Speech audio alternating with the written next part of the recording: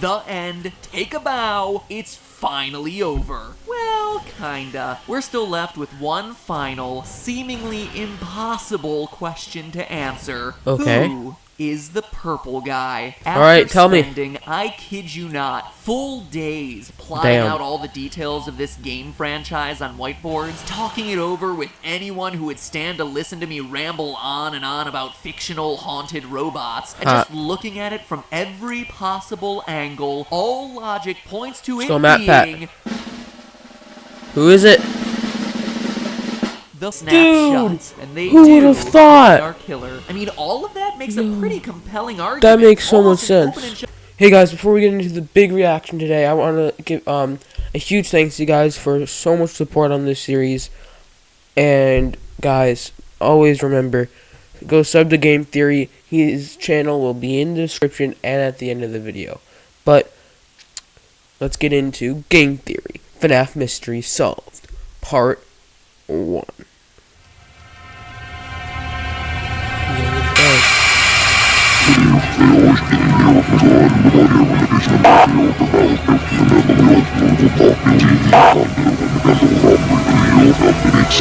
I'm prepared for a jump scare right now.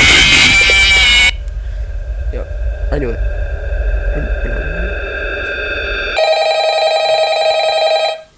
It's time.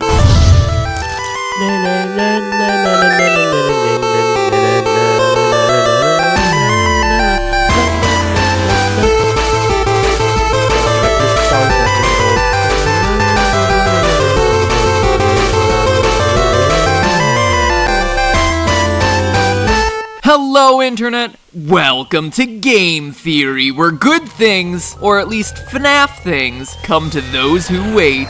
And man, when it comes to this game series, no one was waiting for anything. I mean, the second game came out 3 months after the first, the trailer for the third was 2 months later, and like 4 minutes after that, the game was available to download. So forgive me if I was caught with my pants down on that one. I just wasn't prepared for it. But even more impressive than that abbreviated timeline was your ability to rip that final game apart. Hours after the release of the game, people were discussing good versus bad endings, 8-bit Atari cake, glitching through walls, and punching a flipping code into cement bricks arranged like a telephone dial pad. In regards to that last one, I have 2 things to say. First off, well done to you guys for figuring it out so quickly, and secondly, Scott, seriously. Seriously, Scott? Oh look, here's a wall. Let me just dial in my phone number. Beep boop boop beep boop boop. What? When did we jump from a point-and-click horror game to magical fantasy? This thing is like platform 9 3/4. I expect Harry effing Potter to apparate into Pirate's Cove or something. Jeez, here I was thinking that you'd plug your numbers into, the one other place that you see numbers in this game, the bonus jump scare menu, or something, anything, but nope, dialing it into a wall makes so much more sense. Okay, sorry, just needed to get that one off my chest. Moving on. Now, with 15 days at Freddy's under our belts and a few overtime hours clocked in for good measure, we have ourselves a completed video game trilogy, with the third game giving us more jump scares, more phone guy, and more...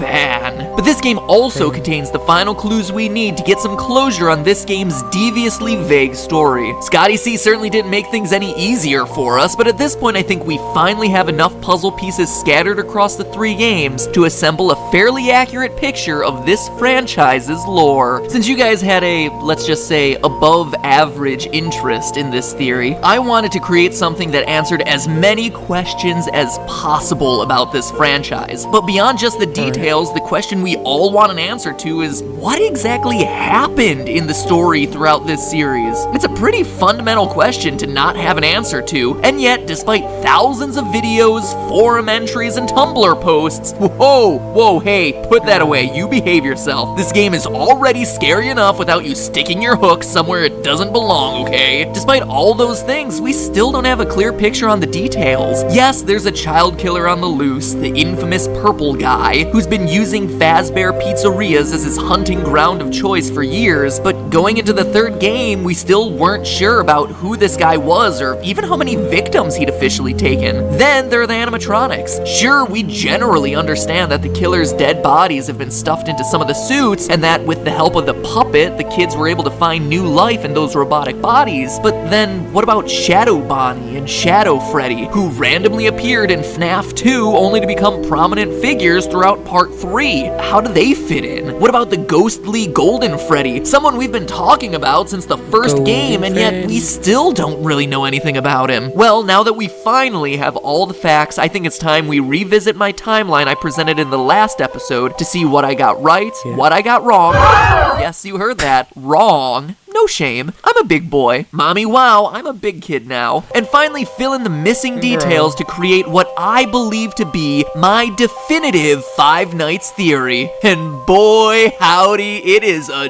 doozy. So strap in, theorists. You wanted it. You're about to get it. Overall, the timeline of the franchise I presented in the last video still holds strong. Decades before the name became a horror legend meriting its own theme park-style attraction, Freddy Fazbear got his start at Fredbear Family Diner. It's here where our story begins as Purple Guy takes his first victim, something we see in the Take Cake minigame from Five Nights at Freddy's 2. What tells us that this is Fredbear's and first in the timeline? Well, as I said last time, in addition to it being a small space, the only character we see is Freddy, whereas all other minigames feature multiple animatronics. He's also holding a cupcake. Since that would later become CHEETAH's signature item, the event depicted in this game must have come before she was created. Additionally, notice that the Purple Guy's murder takes place outside the building. This is the only time we see him murder someone outside the walls of a Fazbear building, which implies that this is likely his first victim. Serial killers often have what's known as a signature, a way of killing that's unique to him and him alone. For Purple Guy, his signature is dressing in an animatronic costume, then luring children to the back of the pizzeria and killing them there. But this murder occurs before he developed this particular style, implying that it's the first. From there, we know that the puppet jump scare that always follows this minigame, combined with the tier design on both the dead child and the puppet's mask, implies that the soul of the first child now exists in the puppet. The event caused the original owners to sell the Fredbear name, who then rebranded and avoided the negative PR, becoming what we know today as Fazbear Entertainment. They then opened a new chain of restaurants, which we never saw in the games, until the release of Five Nights 3. This is not Fredbear Diner like many interpret, but rather the first location of Freddy Fazbear's Pizza, predating the events of Five Nights at Freddy's 2. How do we know? Well, by paying close attention to the old recordings of Phone Guy dug up in FNAF 3, he introduces us to Freddy Fazbear's Pizza, not Diner, before explaining the functionality of the special spring lock suits. Welcome to your new career as a performer/entertainer for Freddy Fazbear's Pizza. Right now we have two specially designed suits that double as both animatronic and suit. He also lets us know that the animatronics are still allowed to walk around freely during the day, meaning that this is happening before the bite of 87, in which an animatronic bites someone during business hours, removing their frontal lobe and resulting in the animatronics being restricted to moving around only at night.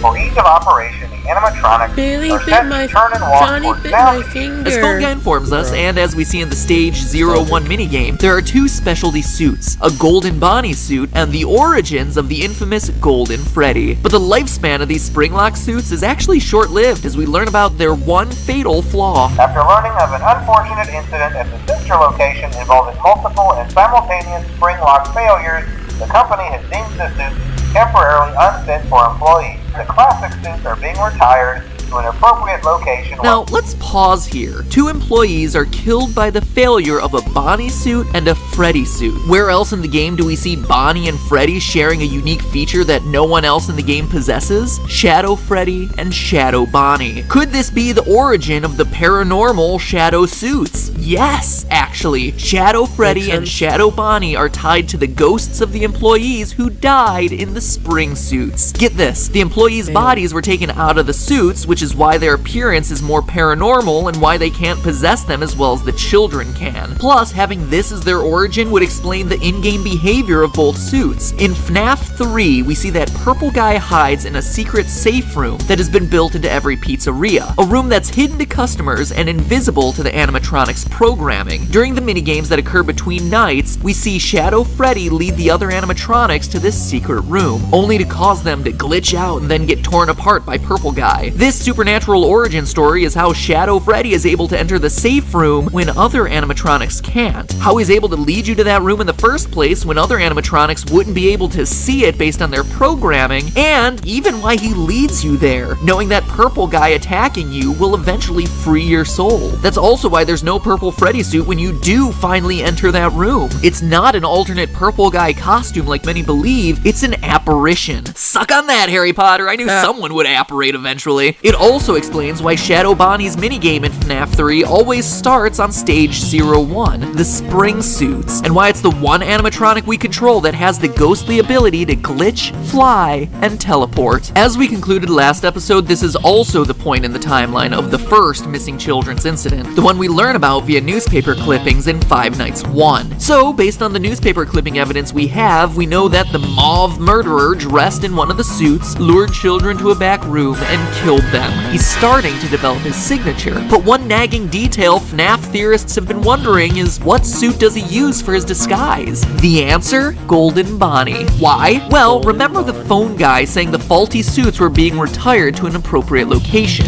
There's a high likelihood they're being stored in one of the safe rooms in the restaurants. Plus, we hear in FNAF 2 that the purple guy has a habit of using a yellow suit. We had a spare in the back, a yellow one.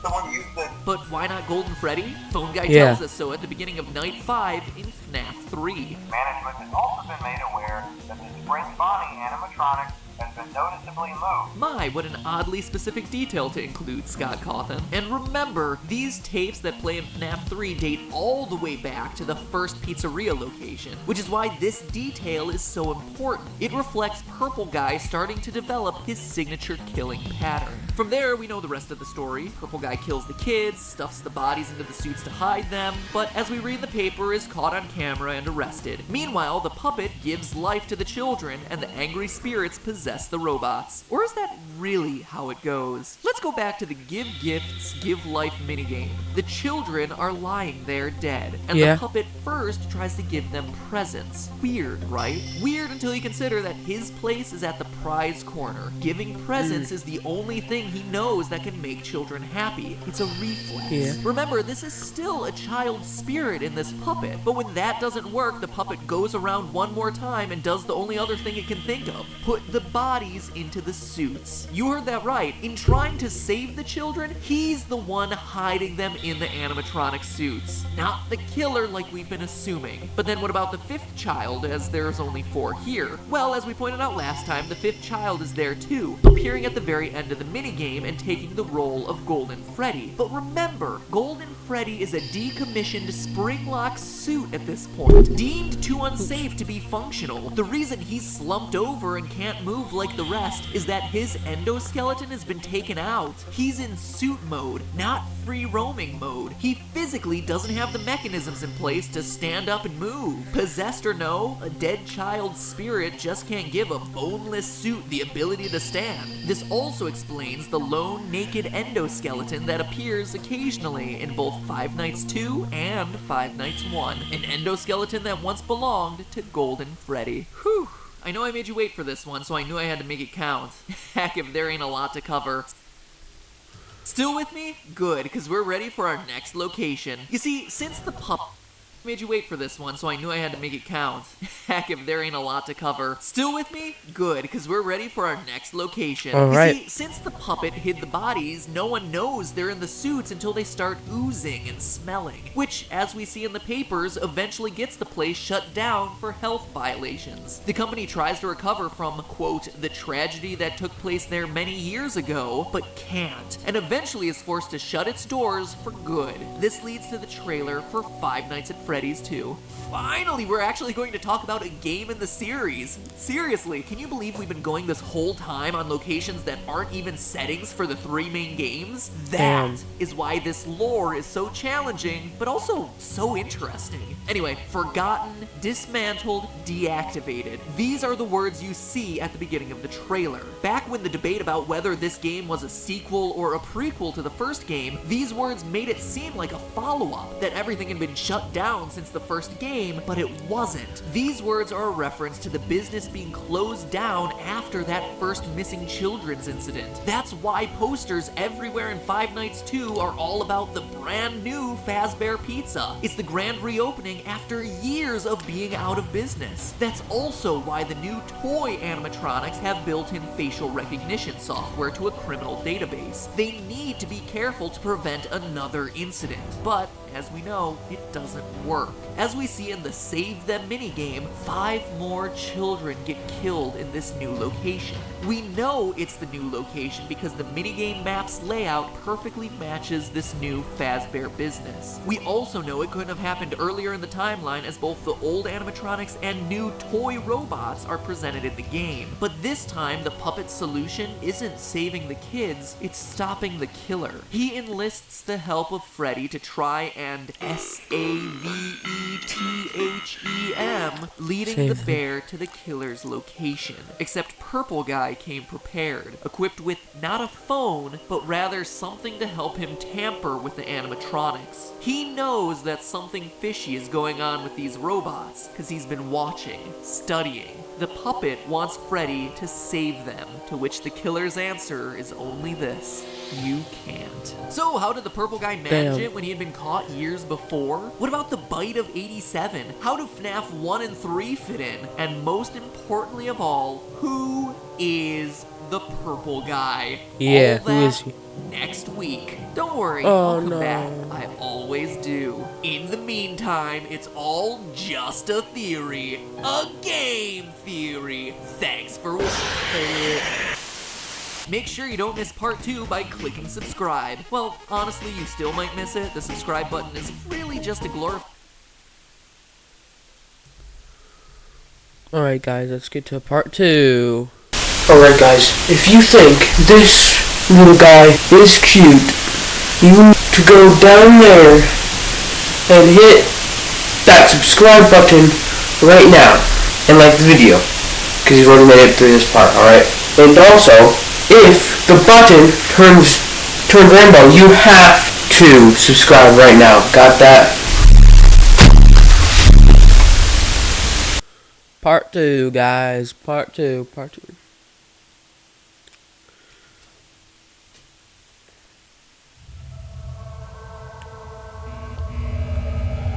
Alright, guys, here we go.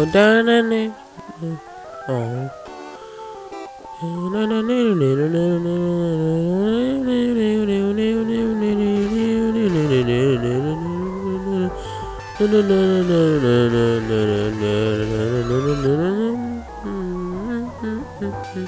Hello, Internet! Welcome to Game Theory. We may not have made FNAF, but I like to think we've at least made it a bit more interesting. So in part 1 of this long-awaited all questions answered FNAF theory, we covered everything from the origins of the shadow animatronics, to the reason for Golden Freddy's ghostly behavior, to proof of what suit the killer uses. We clarified the timeline and even went so far as to dispel the myth that the killer is the one shoving the bodies into the suits. Click here if you missed it to get caught up. Don't worry, worry, I'll wait. Just This watched is it. a pausable video after all, but today we're covering the major questions from the franchise, the final bits of the timeline, the ending of the game, and most importantly of all, the identity of the purple guy. So enough intro, let's cut to the chase. When we left things off, there had been another round of murder done in Fazbear Pizza. Purple guy had once again used a golden Bonnie suit to lure in another set of 5 kids and kill them, as depicted in the Save Them minigame from FNAF 2. The place gets closed for investigation a few days later, but the one thing that practically everyone overlooks in this location is that it gets reopened.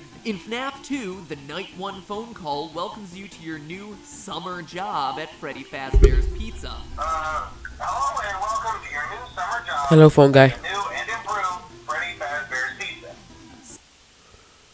Oh no, not an There's a ad. smarter way to shop online, and I hate to tell you this, but you've been overpaying for years. Don't check out until you've given this 10-second trick a try. Watch.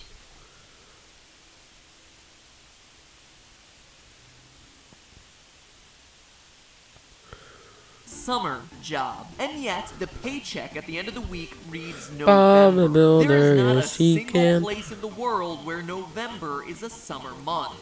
Not one. Meaning that these tapes, all these tapes, are pre-recorded. And honestly, that shouldn't be a surprise. Phone Guy's calls are recordings in every game. In FNAF 1, before Phone Guy dies, he says he's glad he recorded these messages when he did.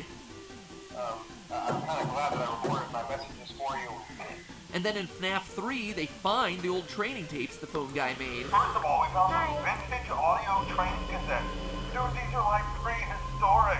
I think they were like training tapes. In short, all of Phone Guy's messages are unstuck in time, not recorded anytime near your tenure as security guard. That includes the ones in FNAF 2 talking about children going missing. The pizzeria isn't being shut down for an investigation of some missing children the week you happen to be working there. You're listening to old tapes meant for the night security guard from months ago. Need more proof? Night 6's call references a birthday party happening as the last event before the building closes. But what decorations do we see put up throughout the building for the entirety of the week you're working there? Happy birthday banners. Confusing? You betcha. Game-changing? Absolutely. Notch. This means That's that my both boy. Jeremy and Fritz, the characters you play as throughout FNAF 2, aren't the killer purple guy at all. They were both working in November, after the yellow suit investigation and the killer getting charged. Which brings us to the other key point in the timeline, the bite of 87. Ever since we heard about this mysterious frontal lobe nibble on that first fateful night at Freddy's, we've wanted to know more about this bizarre attack, the one that ends up resulting in animatronics no longer being allowed to walk around during the day. But now, 3 games in, we do know more. We know it took place in the location of FNAF 2 based on the 1987 date on Jeremy's paycheck. And furthermore, the newspaper clipping that ends FNAF 2 gives us a clue that it's the bite which closes this version of the restaurant, not some serial killing.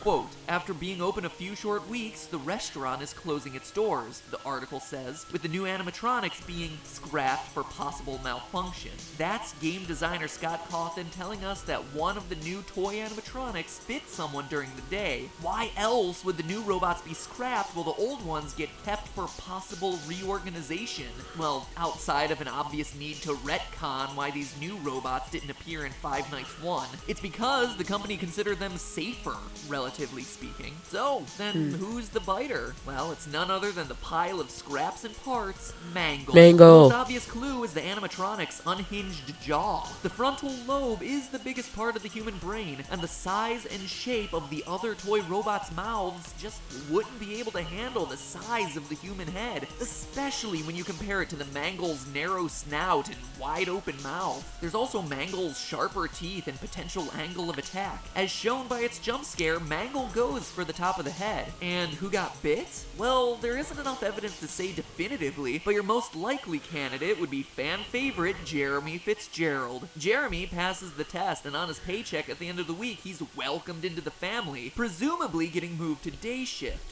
Fritz gets hired to replace him on day 7, but then promptly gets fired for tampering with the animatronics. That means he's not likely the one to get bit, and instead the person who follows him on day shift is, leaving Jeremy as the most likely frontal lobeless candidate. But regardless of whether it's Jeremy or some other customer we've never met, someone gets bit, the restaurant closes for good, and as the newspaper clippings show, the old animatronics go into storage awaiting a smaller location with a lower budget. Fast forward to the 90s and FNAF 1. We know it's the 90s based on the hourly rate of the paycheck received by Mike Schmidt, security guard extraordinaire from the first game, something we proved in our first Five Nights video. And now we can breathe a sigh of relief, because this was the beautiful time long ago, last August, when the games weren't so complicated, when the biggest mysteries were a game-crashing gold bear and the words, "It's me." No death minigames, no puppets, no need to shoehorn in extra overcomplicated storylines. That all would come later when the first game became a smash hit and got itself some sequels.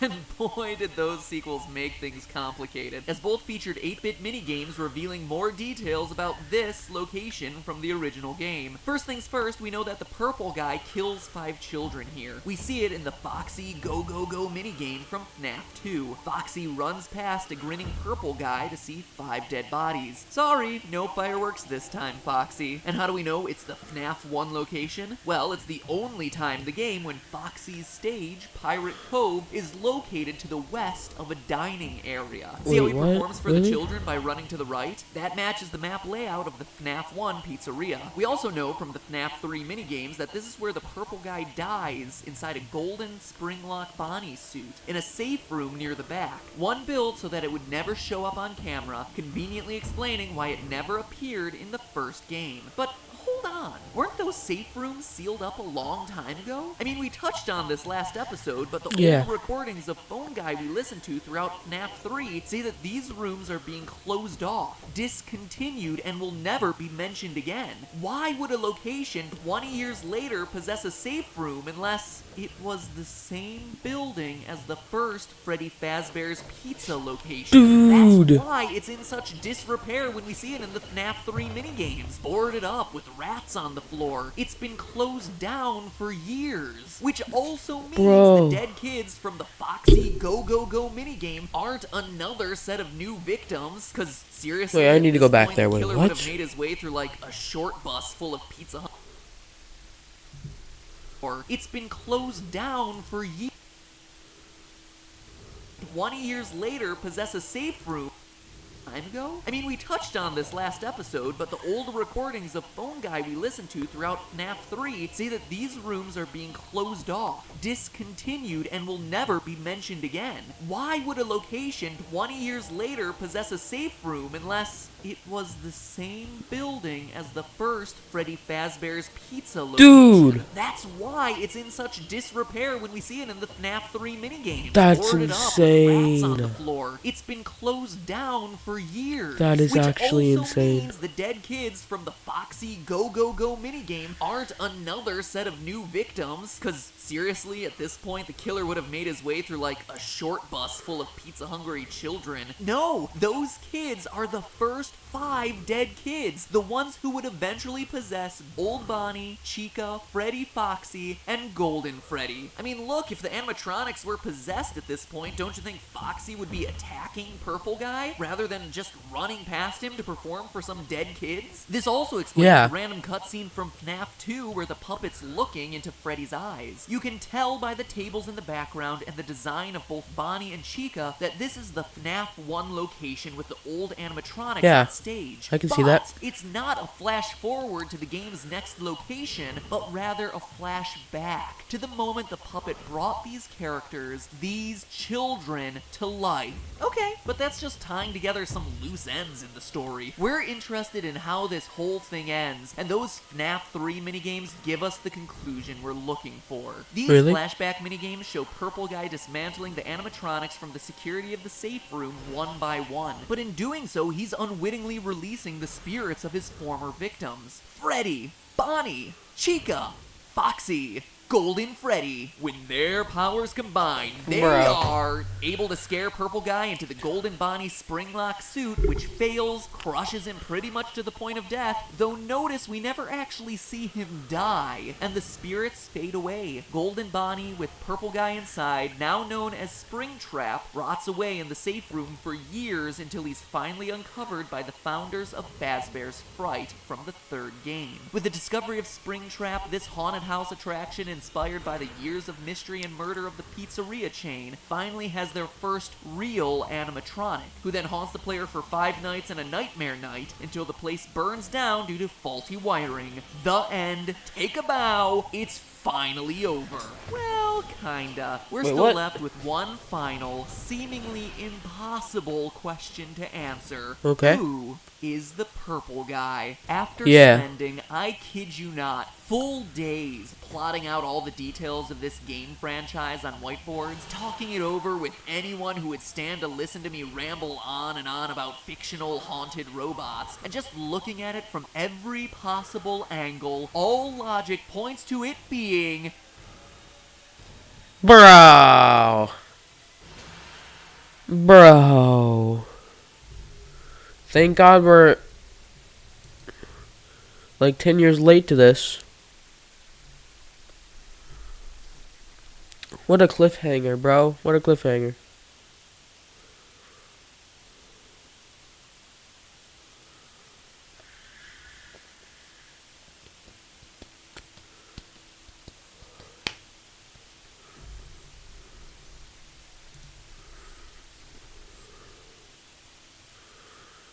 pizzeria chain finally has their first real animatronic, who then haunts the player for 5 nights and a nightmare night until the place burns down due to faulty wiring. And more importantly, to the animatronics. And that's just the beginning. He's also the only person who knows how to use the spring-lock suits. Again, once they were decommissioned, the suits were hidden away. Regardless of whether you believe that the killer used a Golden Bonnie suit the whole time, or you think he used a Golden Freddy suit, either way, we know for a fact the killer was using one of the yellow spring-locked suits, and Phone Guy is the only character we know who had knowledge of A, where they were hidden, and B, how they were operated safely. Now, I know a lot of people have said that it couldn't have been Phone Guy because he knew better. He knew that they were dangerous and could kill him, so if he was indeed the purple guy, he wouldn't just hop into a Springtrap suit like we see depicted at the ending of FNAF 3. But there's one key detail that everyone has been overlooking, and that Scott carefully included in this game. Listen.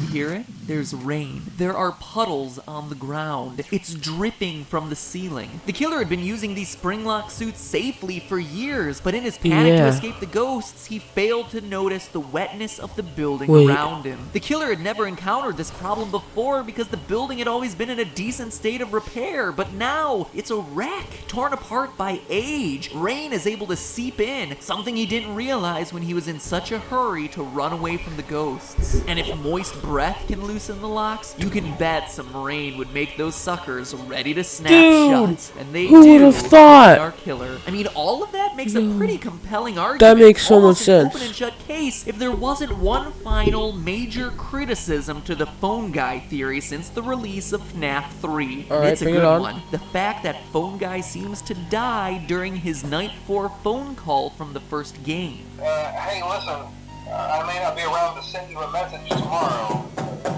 It's been a bad night here for me. I'm kind of glad that I recorded my messages for you when I did. If Phone Guy was the killer, why would the robots still be active after his death and the ghosts disappear? It just wouldn't make sense unless you stop to consider the rest of FNAF 3's endings. The big twist in FNAF 3 is the inclusion of a good and bad ending. By completing the game normally, you get the bad ending, in which we see Purple Guy die in a flashback minigame, and the whole thing ends with 5 masks representing the 5 main animatronics with lights on on behind their eyes. The good ending, meanwhile, requires using some not-so-subtly hidden clues to unlock minigames, then basically ignoring those games, glitching them out, and giving hidden dead kids cake to make them happy, obviously referring to the victims of Purple Guy. Beat the game this time, and the ending is largely the same, but with one fewer animatronic mask and no lights on. The obvious difference here is that in the good ending, the souls of the dead children have been put at peace. When they disappear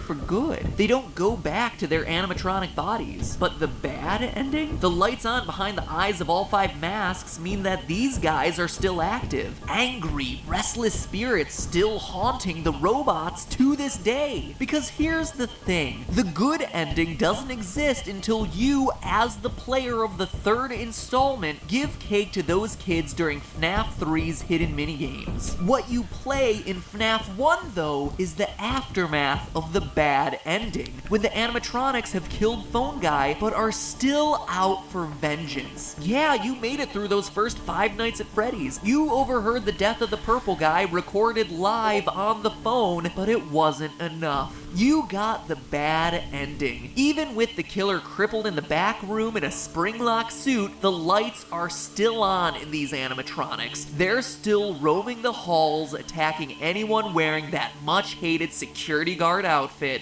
People like Mike Schmidt, an innocent guy just trying to do his job at a failing pizza restaurant. And as the final nail in the coffin, what Phone Guy says in his Night 4 recording perfectly foreshadows what we see in the games. Maybe sometime you could check inside those suits in the back room. I'm going to try to hold out until someone checks. Maybe it won't be so bad. Yeah, I always wondered what was in all those empty heads back there. Think about what Purple Guy does. He hides in a back room, the safe room, hides in a suit, and despite getting sprung-trapped, actually does hold out until someone checks. Holds out long enough for the phone dude to find the hidden safe room, recover the animatronic, and set him free in Fazbear Fright. Exactly what the Phone Guy said he'd do in his final moments. And as Springtrap, he comes back in FNAF 3. Comes back like he always does. And with no real animatronics present at Fazbear's Fright, remember Springtrap is the only real one they've found, with all the rest scattered, probably located in dumps, which is why their bodies and faces are decaying. All that the spirits can do is appear as phantoms, hallucinations. Well, all except one. The puppet, who we see in his physical form roaming the hallways of Fazbear Fright. So real, in fact, that we see his reflection visible in the pools of water under his feet, meaning he is there and unburnt. There's only one way to truly end this. End the murderous Purple Guy, burning the place to the ground. The puppet gave robots life, gave spirits peace, and finally gave the murderer, the Phone Guy, 07's the puppet, 07's. Or at least tried to. And that is the end of the Five Nights at Freddy's story. No hat, no movie, no 4th installment. What? Oh, no! No! No! No! No! Oh my gosh. Oh my gosh, what happened? What's wrong? Look! Oh no. But hey, that's just a theory. A game theory. Thanks for watching. Hey, if you enjoyed these theories, show your appreciation by subscribing to the channel. Seriously, I spent more blood, sweat, and tears on these scripts than I have on the entire 4 years of this show. You know, hopefully you liked it. Hopefully you're satisfied with the conclusions I reached, and hopefully you decide to subscribe as a result. Wouldn't mind it. Now then, welcome back to the super amazing end card tournament.